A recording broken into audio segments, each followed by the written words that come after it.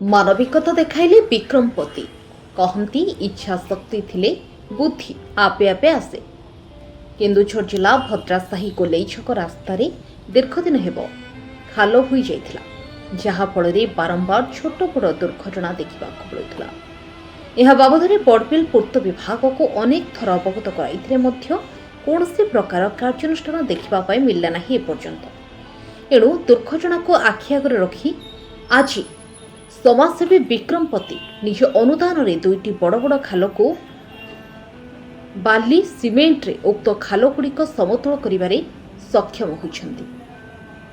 ତେବେ ବର୍ତ୍ତମାନ ବାରମ୍ବାର ଦୁର୍ଘଟଣା ଘଟୁଥିବାରୁ ଟିକେ ଆଶ୍ୱାସନା ମିଳିବ ବୋଲି ବିକ୍ରମପତି ନିଜର ମତ ରଖିଛନ୍ତି। ତେବେ ସମାଜସେବୀ ବିକ୍ରମପତି ଏପରି ମହାନ କାର୍ଯ୍ୟ ହାତକୁ ନେଇଥିବାରୁ ବର୍ତ୍ତମାନ ବୁଦ୍ଧିଜୀବୀ ମହଲରେ ପ୍ରଶଂସାର ସୁଅ ଛୁଟୁଛି।